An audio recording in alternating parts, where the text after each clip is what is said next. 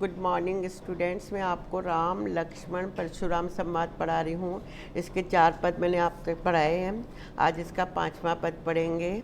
अभी तक मैंने आपको बताया है, इसमें जब सीता का स्वयंवर होता है और शिव धनुष टूट जाता है, उस समय जब परशुराम सभा में आते हैं, उस समय का वर्णन है। उस समय परशुराम और लक्ष्मण के बीच में जो बहस होती है, उसका वर्णन इसमें किया गया है। तुम तो कालु हाक जसुलावा, बार बार मोहि लगी बुलावा।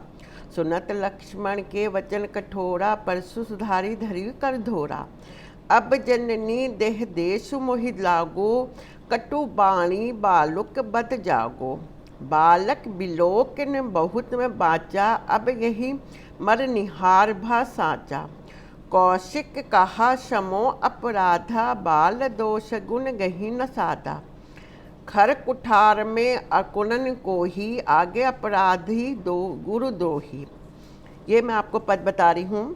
इसके पहले शब्दार्थ ले लेते हैं। शब्दार्थ आ जाने से भावार्थ आ जाता है। भावार्थ हो जाने से प्रश्न उत्तर आसानी से निकल जाते हैं।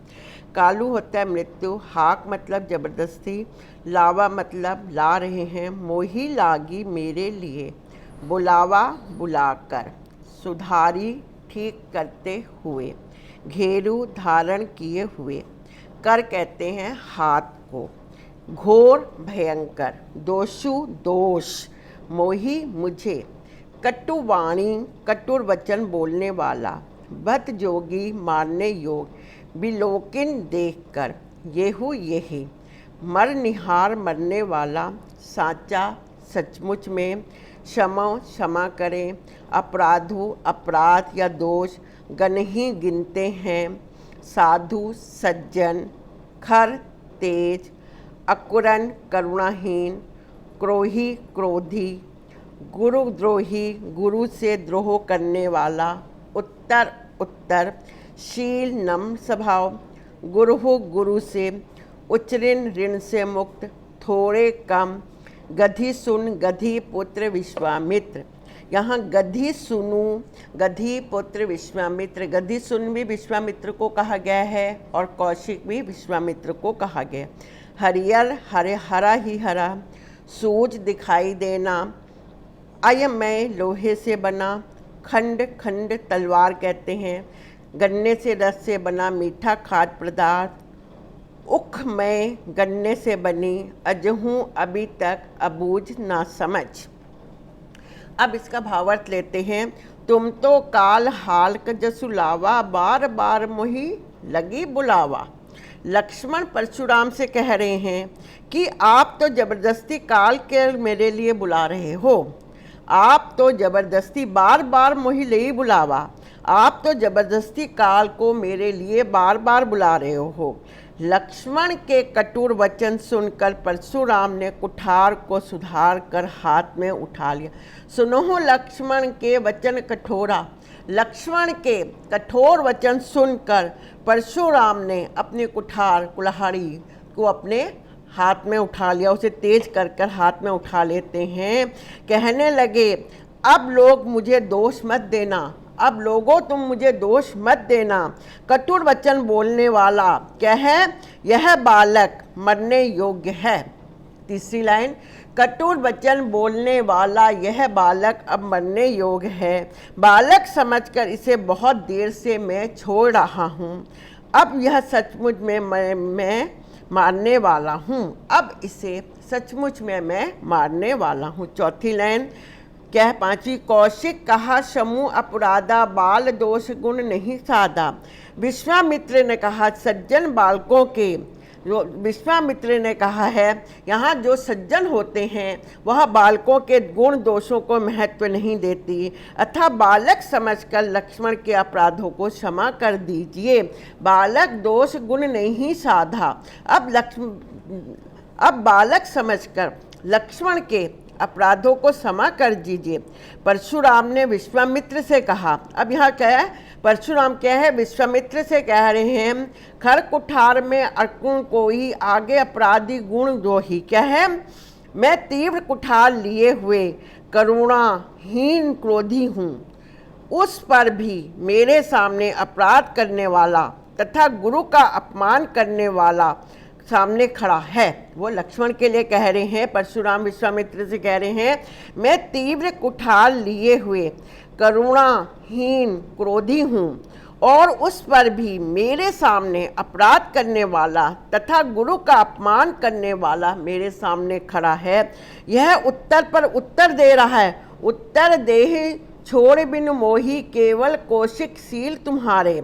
यह उत्तर पर उत्तर दे रहा है, मैं तुम्हारे, विश्वामित्र से कह रहे हैं परशुराम, मैं तुम्हारे विनर्व स्वभाव के कारण इसे बिना मारे छोड़ रहा हूँ। अब विश्वामित्र से कह रहे हैं परशुराम, मैं तुम्हारे विनम्र स्वभाव के कारण इसे छोड़ रहा हूँ, नहीं तो इसे थोड़े ही परिश्रम से कठोर कुठार से काट कर मार कर गुरु ऋण से मुक्त हो जाऊंगा। मारकर मैं गुरु ऋण से मुक्त हो जाऊंगा। गद्दी सुन कहे हृदय हसी मुनि हरि हरिहर सूज। गतिहीन यहाँ कहा गया, गति सुनु यहाँ कहा गया है विश्वामित्र को। परशुराम के वचन सुन विश्वामित्र जी मन ही मन हंसकर कहने लगे, मुनि तो अब तक अनेक क्षत्रियों को पराजित करने के कारण सबको एक सम्मान समझ रहे हैं।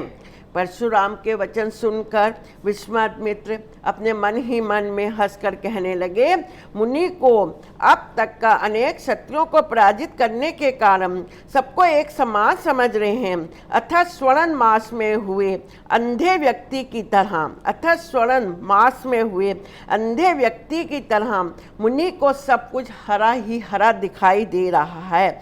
यह लोहे की बंडी खंड, लोहे की बनी खंड नहीं है जो गन्ने से बनी खांड समझकर ना समझ बने हुए हो।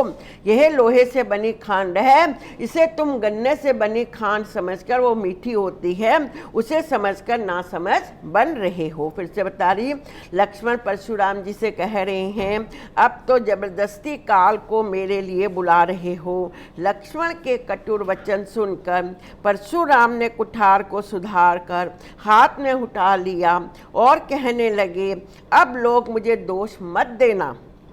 कटुर वचन बोलने वाला यह बालक मारने योग्य है, बालक समझकर इसे बहुत देर से छोड़ रहा हूँ, अब यह सचमुच में मरने वाला है।